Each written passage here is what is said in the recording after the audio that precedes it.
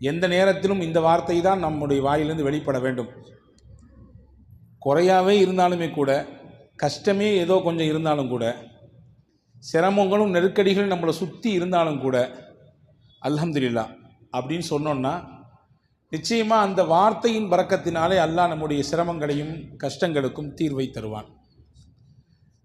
இந்த அல்ஹம்துலில்லாஹ்னு சொல்லும்பொழுது எனக்கு ஒரு கதை ஞாபகம் வருது. முல்லா நஸ்ருதீன் இருக்கிறார, வேடிக்கையான ஒரு விகடகவி. அவருக்கு ஒரு ஆசை, சந்தையில் போய் ஒரு வித்தியாசமான குதிரை வாங்கணும்னு ஆசை அவருக்கு. யாருமே ஊரில் வச்சுக்கக்கூடாது, அந்த மாதிரியான ஒரு குதிரை வாங்கணும். சுற்றி சுற்றி பார்த்தாரு, கிடைக்கல. கடைசியில் ஒரு குதிரை மாட்டுச்சு. எப்படி மாட்டுச்சு அப்படின்னா, அந்த குதிரையினுடைய ஓனர் சொன்னால், இந்த குதிரை வித்தியாசமான குதிரை. என்ன வித்தியாசமான குதிரை முதல்ல சொல்லு நீ அப்படின்னாரு. இல்லை, அல்ஹம்துலில்லாஹ்னு சொன்னால் வேகமாக ஓடும், சுப்ஹானல்லாஹ்னு சொன்னால் நிற்கும். அடேங்கப்பா, முல்லாவுக்கு ரொம்ப சந்தோஷம். ஒரு கல்ல ரெண்டு மாங்காய், தஸ்பீ சொன்ன மாதிரி ஆச்சு, குதிரையில் ஏறி உட்காந்து பயணித்த மாதிரி ஆச்சு. ரொம்ப சந்தோஷம் அப்படின்னு சொல்லி அந்த குதிரையை காசு கொடுத்து வாங்கிட்டு போகிற வழியிலே சொல்லிக்கிட்டே போனார். என் குதிரைக்கு தஸ்பீஹ்லாம் தெரியுமாக்கும், நான் சொன்னதெல்லாம் கேட்குமாக்கும் அப்படின்னு சொல்லிக்கிட்டே போனார். ஒரு குறிப்பிட்ட எல்லை வரை போனார். அதுக்கு மேலே அவரால் நடக்க முடியாது, ஏறி தான் உட்காரணும்.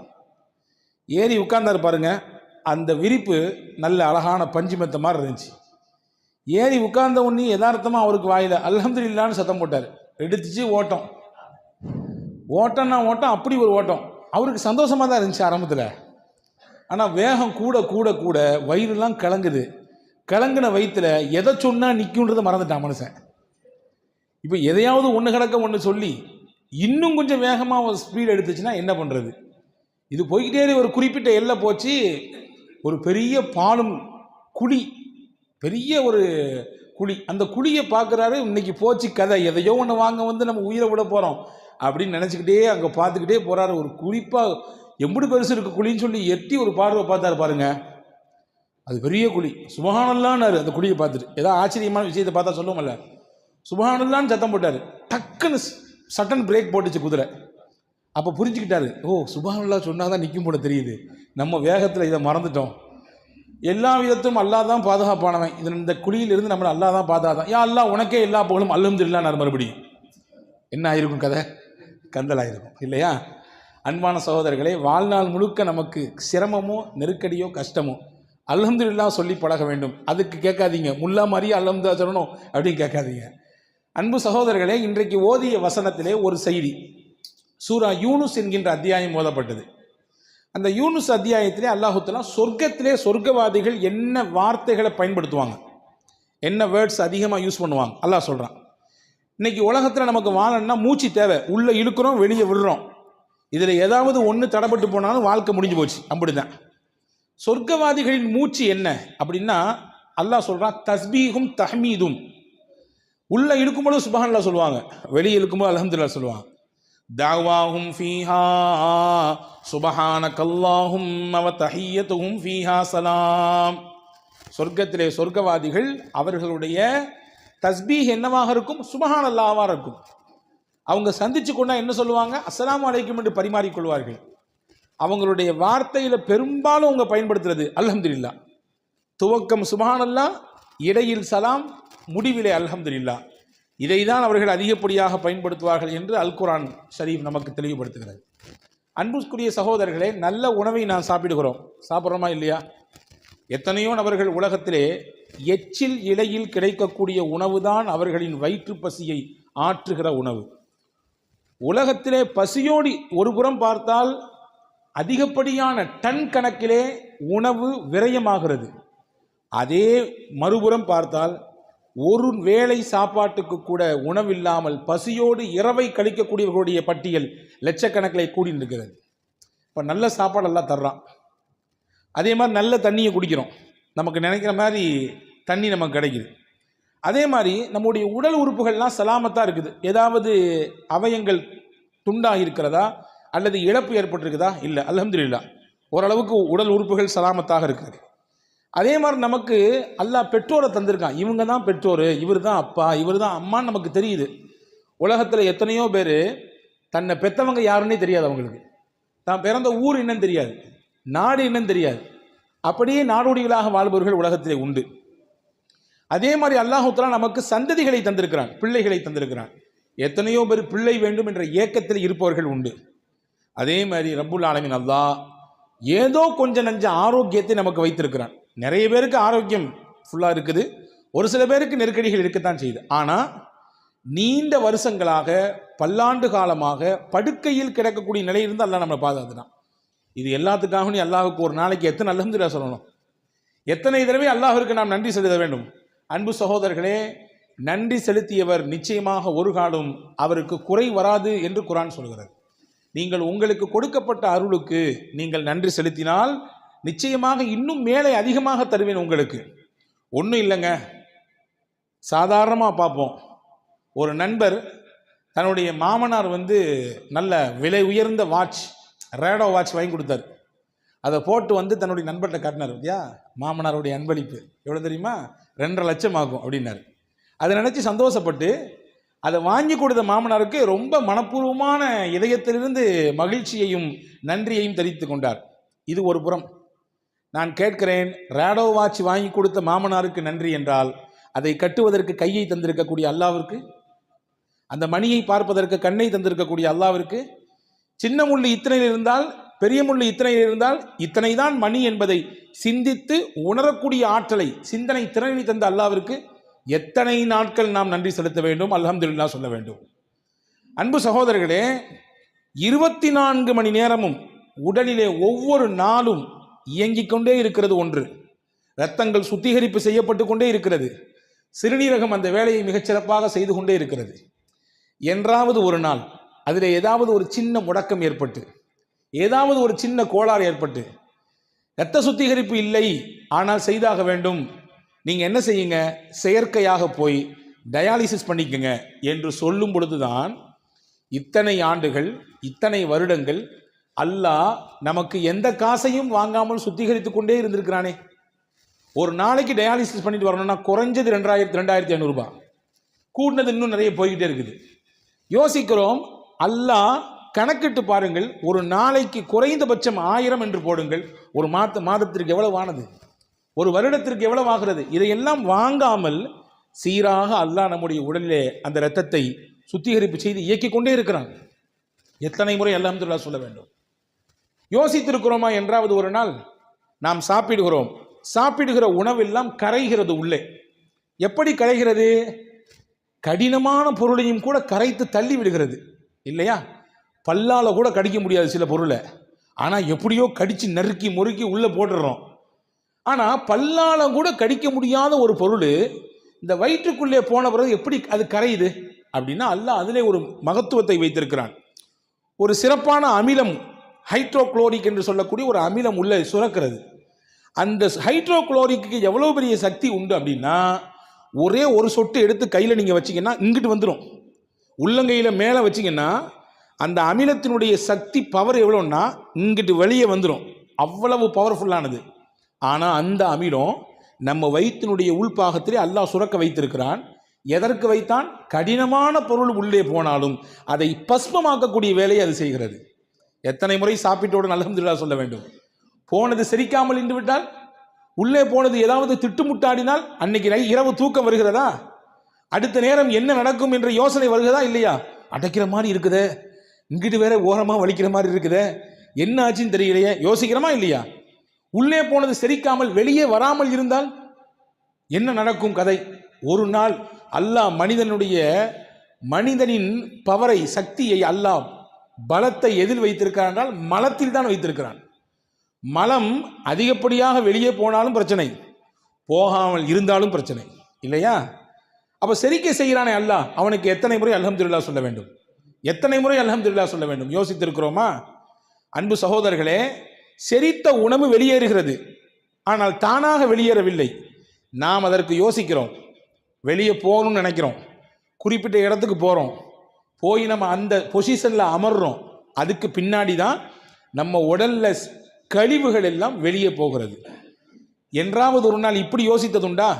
உள்ளே போக போக ஆட்டோமேட்டிக்காக செரிமானமாகி அது வெளியே வந்தால் என்ன கதியாகும், என்ன மாதிரியான நிலை ஏற்படும்? அல்ல அதுக்கு தனியாக ஒரு சிஸ்டத்தை வைத்திருக்கிறான். மனிதனுடைய ஆசன வாயிலே கிராக் சிஸ்டம் என்ற ஒரு அற்புதமான ஒரு சிஸ்டம் இருக்கிறது. அந்த சிஸ்டம் என்ன செய்யும்னா, உங்க உணவு வயிற்றுல செரிச்சாலும் தடுத்து அப்படி வச்சிருக்கும். எதுவரை வச்சிருக்கும்? நீங்க நினைக்கணும், உங்க மூளைக்கு அந்த செய்தி போகணும், போய் நீங்க பாத்ரூம் போகணுன்ற எண்ணம் வரணும், அந்த இடத்துக்கு போகணும். அதற்கு பின்னால் தான் அந்த சிஸ்டம் தன்னுடைய வேலையை செய்யும். சாதாரணமாக யோசிக்க முடிகிறதா? எனவே தான் ரசூல் இப்படி ஒரு துவா சொல்லி கொடுத்தார்கள். அல்ஹம்துலில்லாஹில்லதீ அஸ்ஹப அன்னியல் அதா வஆஃபானி. எனக்கு நோவையும் கஷ்டத்தையும் தரக்கூடிய இந்த கழிவை என்னிடத்திலிருந்து வெளியாக்கி எனக்கு ஆரோக்கியத்தை தந்த அல்லாவே உனக்கே எல்லா புகழும். அல்ஹம்துலில்லாஹ். எவ்வளோ அழகான வார்த்தை பாருங்க. எனக்கு நோவையும் கஷ்டத்தையும் தரக்கூடிய இந்த கழிவை என்னிடத்திலிருந்து வெளியாக்கி எனக்கு ஆரோக்கியத்தை தந்தாய் அல்லாஹ், அந்த அல்லாவே உனக்கே எல்லா புகழும். ஒவ்வொரு நிமிடமும் ஒவ்வொரு சனப்பொழுதும் அந்த அல்லாவிற்கு எத்தனை முறை அல்ஹம்துலில்லாஹ் சொல்ல வேண்டும்? யோசித்து பார்க்க அன்பு பெருமக்களே. நாம் குடிக்கும் தண்ணீர், உலகத்தை அல்லாஹ் எப்படி அமைத்திருக்கிறான்? 71% நீர், 29% நிலப்பரப்பு. 71%, நாம் குடிக்குவதற்கு தகுதிமிக்க நீர் என்று பார்த்தால் 0.5% தான். மிச்சம் இருக்கிறது ஃபுல்லாமே எல்லாமே உப்பு தண்ணி, அதை பயன்படுத்த முடியாது. அல்லாஹ் சூரா வாக்கையால கேட்குறான். நம்மெல்லாம் ஒவ்வொரு நாளும் சூரா வாக்கையா ஓதணும் வீடுகளில், கண்டிப்பாக ஓது. நான் போகிற இடமெல்லாம் சொல்கிறது வாக்கையா ஓதுங்க. நிச்சயமாக எந்த வீடுகளிலே வாக்கையா சூரா ஓதப்படுதோ அந்த வீட்டுக்கு வறுமை வாசலுக்கே வராது. நாங்கள் சொல்லலாம், வீட்டுக்கு வாசலுக்கே வராது வறுமை. அல்லாஹ் அதில் கேட்கிறான், அஃபராயித்துமுல் மா அல்லதீ தஷ்ரபூன். நீங்கள் குடிக்கிறீங்களா அந்த தண்ணியை பார்க்கலையா? அன்தும் அன்ஸல்துமூஹு மினல் முஸ்னி அம் நஹ்னுல் முன்ஸினூன். மேகங்களுக்கு இடையிலிருந்து நீங்கள் அதை இறக்கி கொண்டு வருகிறீர்களா அல்லது நான் இறக்குகிறேனா? லவ் நஷாஉ ஜஅல்நாஹு உஜாஜன் ஃபலௌலா தஷ்குரூன். நாம் நினைத்தால் உங்கள் குடிக்கும் நீரையும் உப்பு நீராக மாற்ற முடியும். நீங்கள் குடிக்கும் நீரையும் உப்பு நீராக மாற்ற முடியும். எனவே நல்ல ஸ்வீட் வாட்டர் தர்றது அல்லாஹ் தானே. அந்த அல்லாவிற்கு அந்த தண்ணீரை குடித்து முடித்தவுடன் நாம் அல்ஹம்துலில்லாஹ் சொல்லுகிறோமா? யா அல்லாஹ், தாகத்தோடு இருந்தேன். ஹாரூன் ரஷீத் பாஷாவை பற்றி ஒரு செய்தி வருது. அவருடைய சபைக்கு ஒருத்தர் வந்தாராம், ஒரு பெரியவர், பார்ப்பதற்கு நல்ல தோற்றமுடையவர், நல்ல மனிதர். வந்த உடனே ஹாரூன் ரஷீத் பாஷா கேட்ட, பெரிய மகா சக்கரவர்த்தி அவர், அப்பாசிய ஹலீஃபாக்கள் ரொம்ப பெரிய முக்கியத்துவம் வாய்ந்த ஒரு ஹலீஃபா ஹாரூன் ரஷீத் பாஷா. இப்போ அவர் சொன்னாரம்மா, நீங்கள் ஏதாவது எனக்கு உபதேசம் செய்யணும், நீங்கள் ஏதாவது நல்ல விஷயம் சொல்லுங்கள், நான் கேட்கணும், எனக்கு ஆசையாக இருக்குது அப்படின்னு சொன்ன உடனே அவர் கேட்டாராம், நாளைக்கு மறுமையில் உனக்கு ரொம்ப கடுமையான தாகம் இருக்குது, ஆனால் தண்ணி எங்கேயுமே கிடைக்கல, ரொம்ப டிமாண்டாக இருக்குது தண்ணி, ஆனால் உனக்கு தாகம் தீரலை, உனக்கு தண்ணி வேணும், என்ன செய்வ நீ அப்படின்னு கேட்டாராம். உடனே அவர் சொன்னாராம், என் ஆட்சியில் பாதியை கொடுத்தாவது ஒரு டம்ளர் தண்ணி வாங்கி குடிச்சிருவேன், என் ஆட்சியை பாதியை கொடுத்தாவது நான் தண்ணியை வாங்கி குடிச்சிருவேன் ஒரு டம்ளர். சரி, ரொம்ப சந்தோஷம். அடுத்து கேட்டாராம், குடித்த தண்ணி வெளியாகலை, உள்ள குடிச்சல அந்த தண்ணி சிறுநீர் வழியாக வெளியே போகணுமா கூடாதா? உள்ள தேவையான மினரல்ஸ் எல்லாம் உடம்புக்கு போயிட்டு எதுவெல்லாம் உடம்பிலே கெட்டதாக இருக்கிறதோ கழிவாக இருக்கிறதோ அதுவெல்லாம் சிறுநீர் வழியாக வெளியேறணும், வெளியேற மாட்டேங்குது, பெரிய கஷ்டமா இருக்கு, அதில் என்ன செய்வேன்னு கேட்டாராம். எப்படியாவது மருத்துவர்கள் வச்சு முயற்சிப்பேன், கிடைக்கல, என்ன செய்வேன்? என் ஆட்சியில் பாதியை கொடுத்தாவது நான் என்னுடைய உள்ள போன தண்ணியை வெளியேற்றுறதுக்கு என்ன வழி உண்டோ அதற்கான ஏற்பாடு உண்டோ செய்வேன். உடனே அந்த பெரியவர் சொன்னாராம், பார்த்துக்கப்பா, உன் மொத்த ஆட்சியும் ஒரு டம்ளர் தண்ணி இருக்கு, முடிஞ்சு போச்சு. உன் மொத்த ஆட்சி எதுக்கு தான் சமம்?